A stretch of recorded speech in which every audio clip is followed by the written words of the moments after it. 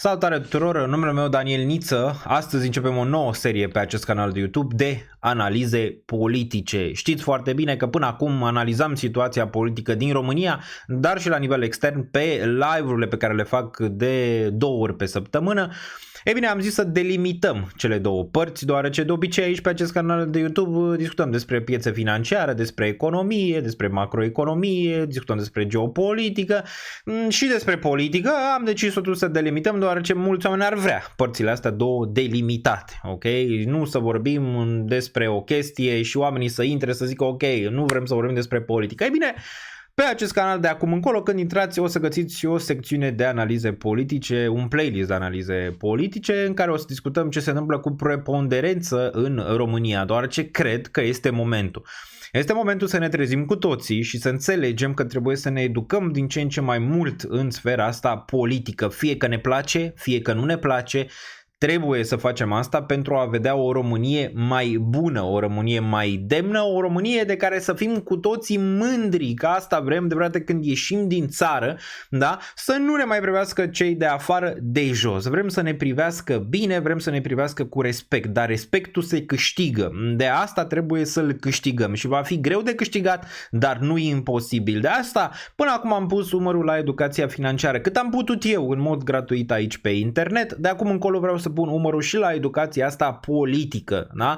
Ca să avem desigur o imagine mai clară în ce se întâmplă aici în România și cum putem îmbunătăți fiecare dintre noi lucrurile. Ăsta este modul meu de a da înapoi societății, atât cât pot eu. Nu dețin adevărul absolut, nu o să auziți de la mine să-l votați pe X sau pe Y, aceea este o decizie personală în materie de a vota pe X sau pe Y. Da? Aveți vedea niște analize, da?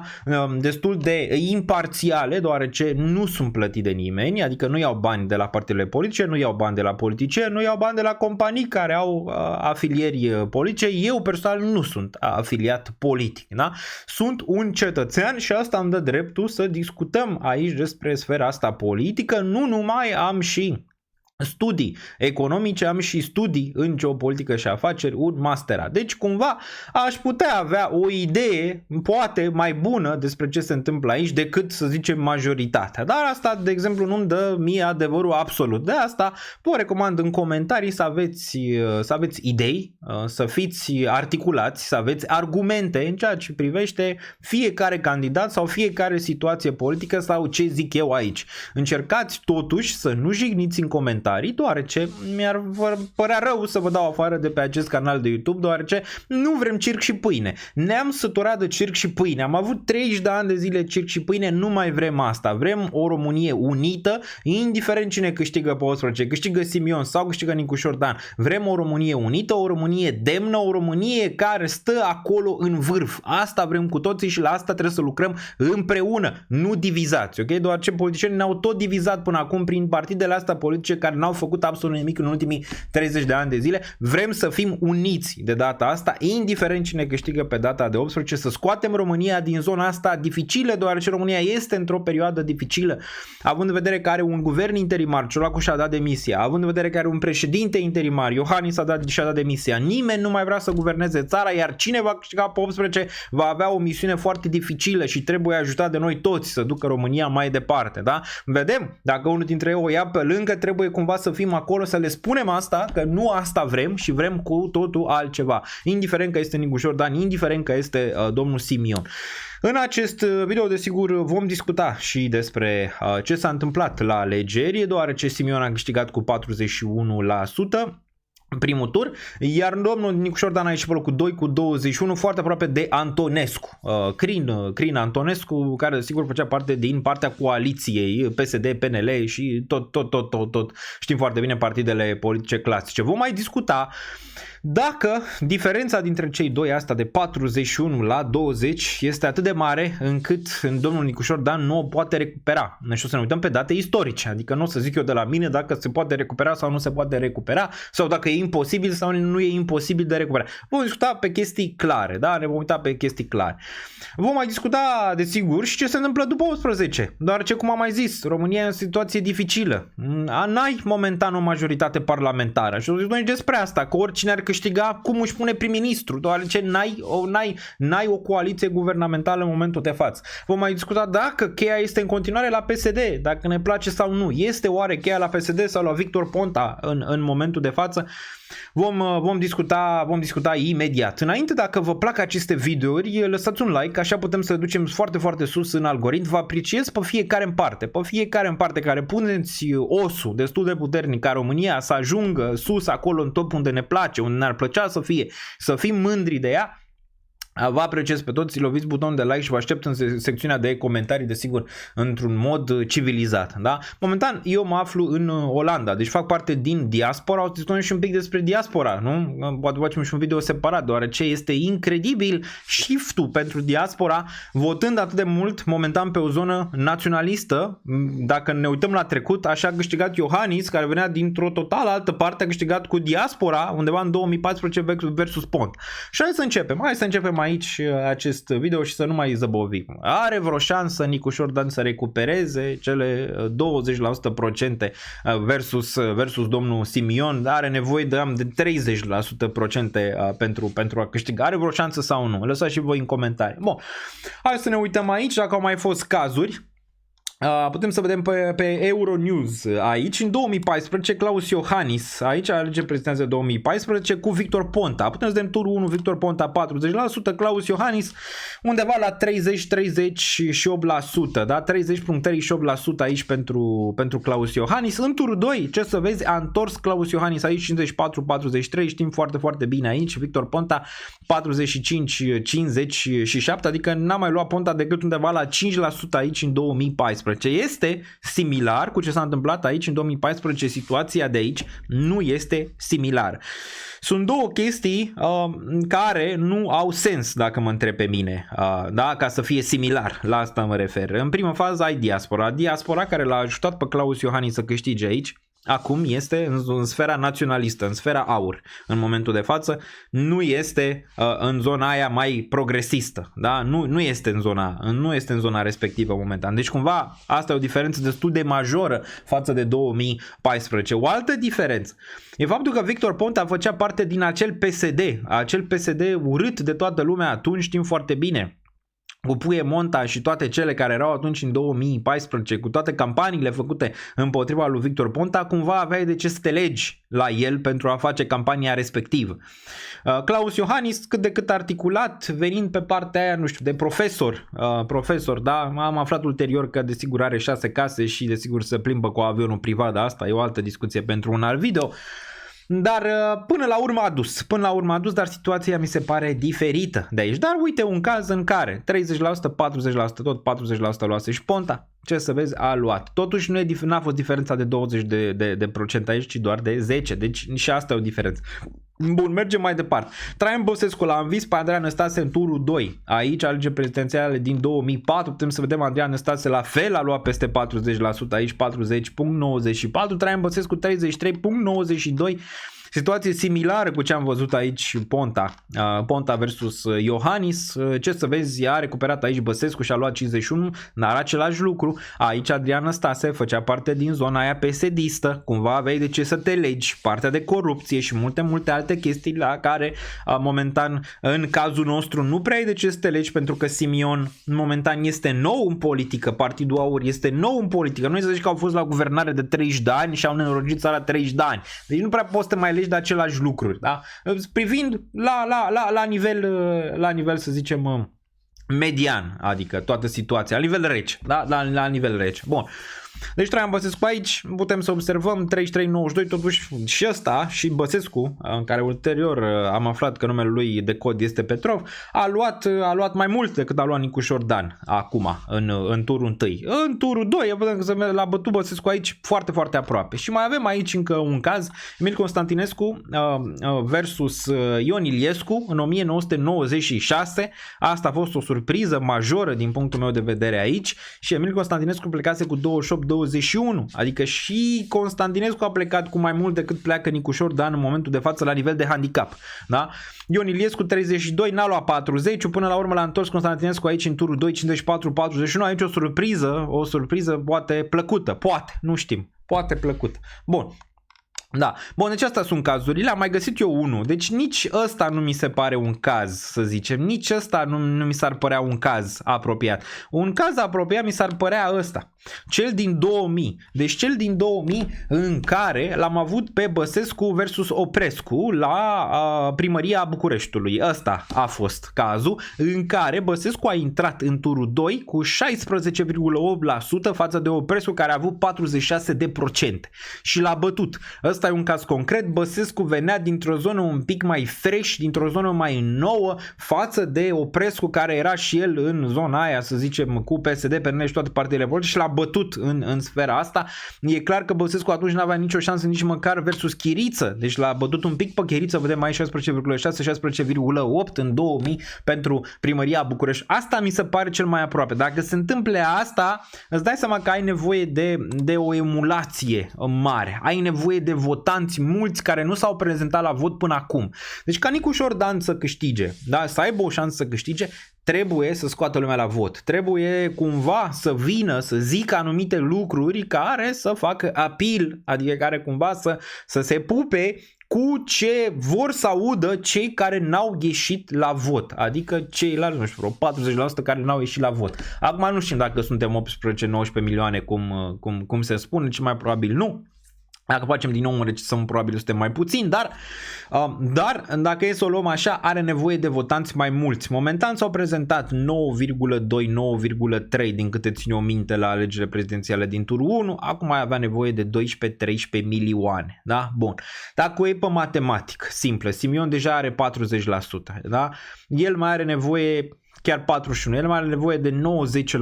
Ăia 90%, să zicem, ar putea să ia de la PSD, de la PNL, nu? De la asta două ar putea să le ia. De ce? Păi ai avut PNL-ul și PSD-ul și toate astea prin Antonescu, nu? Prin Antonescu care au luat și 20%. Aia 20% nu se vor duce toți. Nu se vor duce toți la Nicu Șordan, că mulți fac matematica așa, dacă ia 20% de la PSD-PNL, bam, face 40%, pe urmă mai ia și de la doamna Lasconi un 2-3%, mai e și de la useriști ceva și trece pragul, ok? Mai vin și cei care sunt nehotăriți și trece cumva pragul la 50%. Nu văd neapărat așa, e destul de clar că dacă intri și pe Polymarket are 72%, hai să ne uităm aici pe Polymarket, 72% avea ultima oară, puteți să vă uitați și voi aici în Polymarket, 72% avea, acum are 73% domnul George Simion.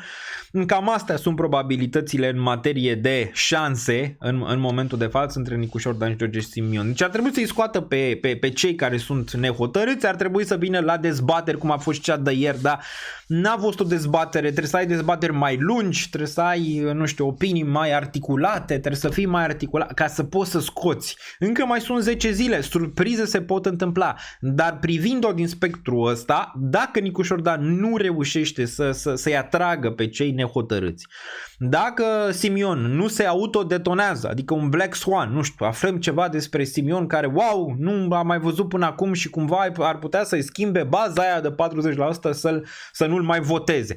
Ceea ce e greu de crezut, deoarece baza aia de 40% naționalistă, ăia vor vota indiferent din punctul meu de vedere, numai dacă singura chestie e cumva să-l faci pe Simion să pară nenaționalist. Asta e singura chestie, ok, care s-ar putea întâmpla.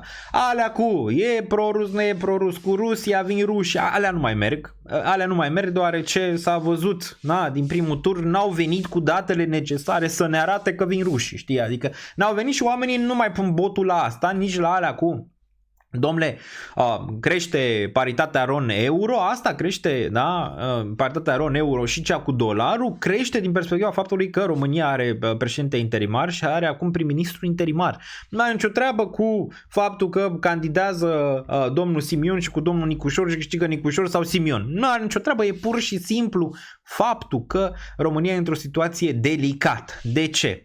De ce e într-o situație delicată? Desigur, din punct de vedere al deficitului bugetar și putem să-l vedem aici pe domnul Ciolacu care A lăsat un deficit bugetar de 2,3, aproape la începutul anului, mai mult decât anul trecut, în 2024, la început, care era 2,04.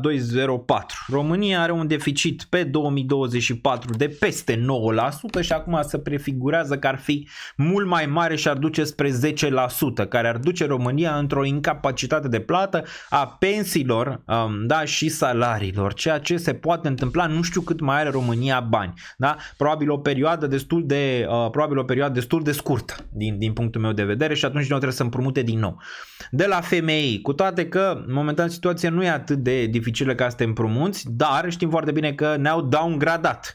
Momentan România nu mai este atât de bună pe partea de investiții și nu poate împrumuta bine, poate împrumuta numai la dobânzi foarte, foarte mari, ceea ce din nou este nasol. Totul din banii noștri, din banii bugetarilor, din banii celor care plătesc taxe. Totul din banii lor. Președintele care vine acum, îți dai seama că are un rol foarte complicat și decizii foarte complicate de luat, dar mai ales prim-ministru. Hai să vorbim despre prim-ministru, că și asta era o chestie despre care trebuia să discutăm.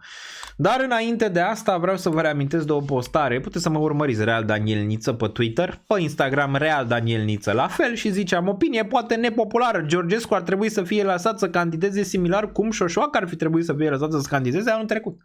De ce? Dacă oamenii vor să voteze pe cineva, ar trebui să fie lăsat să o facă, chiar dacă îți place sau nu de persoana respectivă. A nu lăsa pe cineva să candideze creează dezechilibre mai mari, mai ales când CCR alege pe cine lasă sau nu să candideze pe motive slab explicate. Desigur, regulile trebuie să existe, dar să se aplice la toți candidații, similar de la semnături, la declarații și decizii care pot fi atacate și CCR să nu fie ultima instanță supremă galactică, da? Bun. Și am dat aici un exemplu de dezechilibru. Dacă Georgescu nu este lăsat să candideze la președinție, Simion sau al naționalist câștigă pentru că oamenii sunt și mai supărați. Noi avem aici o tentă de a vota supărați de fiecare dată și votăm supărați de multe ori pe pro-europeni și îl pune pe Georgescu prim-ministru. Asta ar putea duce la o putere mai mare a lui Georgescu decât inițial. Asta e doar un exemplu, nu înseamnă că se va întâmpla. Da, asta era o postare făcută pe data de 8 martie. Pe data de 8 martie aici. Da, acum să vedem ce șanse are Simion, de exemplu, dacă câștigă, dar mergem și la Nicușor imediat, ca să nu fie niciun fel de, să zicem, vorbim doar despre Simion sau doar despre domnul Nicușor. Da, putem să vedem aici ce se întâmplă la alegerile parlamentare. Am avut așa, PSD-ul, vă place, nu vă place, și pe primul loc 22% pentru Senat, la Camera Deputaților 21%. Deci la Parlament sunt regi, în continuare pe primul loc. Acum, pot face ei singuri acea coaliție? Nu pot face singuri și acea majoritate, nu pot face singuri și imediat o să vă zic de ce e importantă acea majoritate pentru cei care poate nu știți în sfera asta politică de ce contează. Aici putem să vedem AUR pe locul 2, aici PNL-ul pe 3 cu 14%, USR-ul pe 12%, SOS cu 7%, POT 6% și UDMR-ul 6%.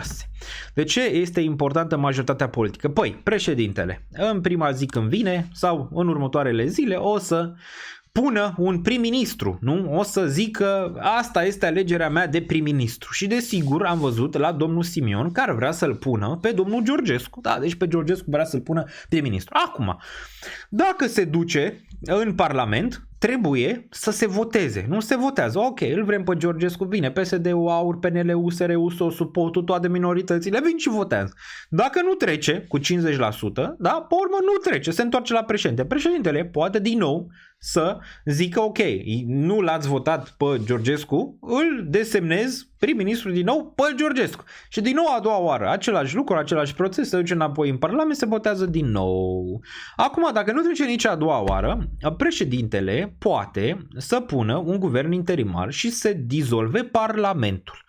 Dizolvând Parlamentul, se fac alegeri anticipate. Și acum este întrebarea de baraj. Poate Simion să-și pună prim-ministru sau nu? După cum vezi momentan aici, nu poți să ai. De exemplu, dacă faci AUR cu SOS, cu POT, da? Dacă fac împreună această coaliție, n-au majoritate. Poți să faci tu procentaje să le aduni când vrei tu în timpul tău liber, nu fac. Fac vreo 38%, hai maxim 40% dacă mai adaugă, nu știu, niște votanți din alte părți, dar nu fac majoritate.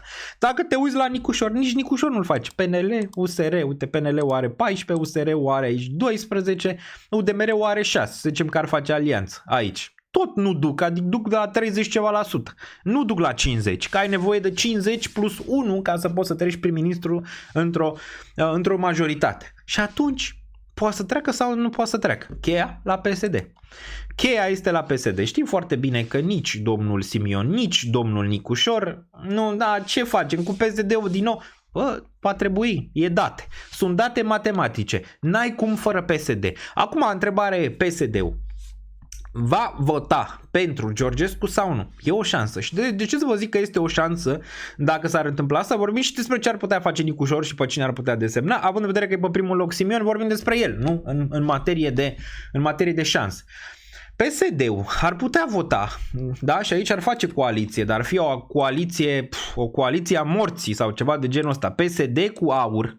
PSD cu AUR, de seama, AUR care a fost un partid antisistem, acum face cu PSD-ul. PSD-ul, care este un partid socialist, face cu partea naționalistă. Adică de seama cum i-ar privi cea din afară. Deja oricum i-au amenințat pe ea din Parlamentul European să nu facă așa ceva, da? Dacă ar face-o, PSD AUR aici cu PSD AUR cu SOS și POT, adică dacă s-ar alia toți, atunci ar face majoritatea și atunci ar trece prim-ministru, nu?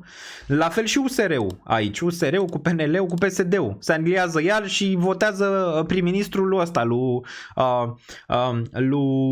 Nicușor Dan, care Nicușor Dan și el e împotriva acestor partide și toți suntem împotriva acestor partide, dacă e să o luăm așa, nu? La modul ăsta că n-au făcut nimic. Deci, oricum o dai, nu reușește. Acum PSD-ul, da, va vota sau nu împotrivă? Din punctul meu de vedere, dacă se restructurează, Ciolacu a zis că niciodată cu AUR, dar Ciolacu posibil să plece. Și eu zic că va pleca de la conducerea PSD-ului. Dacă n-a făcut-o deja, da? O să plece de la conducerea PSD-ului și atunci, dacă vine altcineva, atunci ai putea vedea alianța asta. De ce? De frică. Că așa merg lucrurile în România. De frica anticipatelor. Dacă se fac alegeri anticipate, ce se va întâmpla? Păi, AUR va lua 30%, SOS-ul va lua 8%, POT-ul va lua 8%, probabil. Și vor putea face, să zicem, într-o sferă, acea majoritate. Ar putea să o facă după alegerile anticipate, atunci, în momentul ăla. PSD-ul va lua mult mai puțin, că asta e problema. PSD-ul va lua mult mai puțin aici, ok? Mult mai puțin PSD-ul și atunci pierd puterea politică, pierd o parte din majoritatea parlamentară. Și ar vrea? N-ar vrea.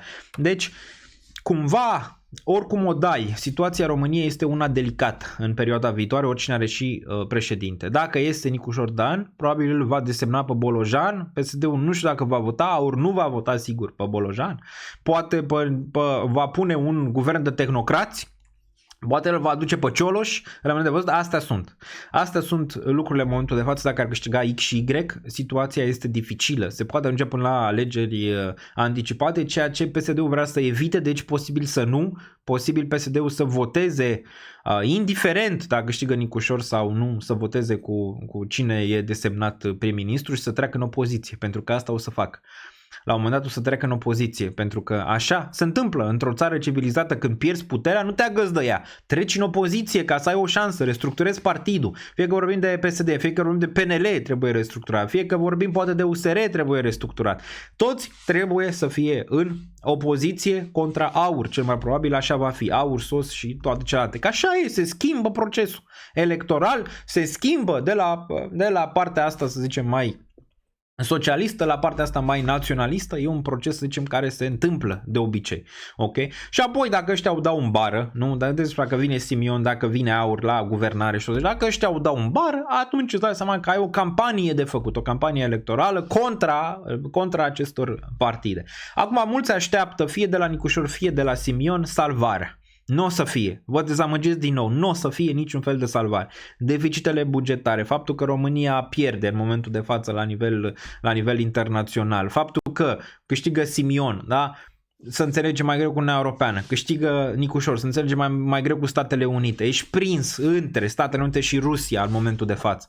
Okay? Pentru România următorul an o să fie dificil, o să fie destul de dificil și de asta și piețele reacționează. Nu reacționează că domnule e la Simion sau la domnul Nicușor Dan, ci reacționează la ce ar putea veni pe România în perioada viitoare. Ce am putea face noi? Să rămânem vigilenți, dacă câștigă unul sau altul, cumva să fim acolo, să ne spunem vocea răspicat, despre lucrurile în care credem, să zicem, că ar putea fi bune pentru a merge înainte.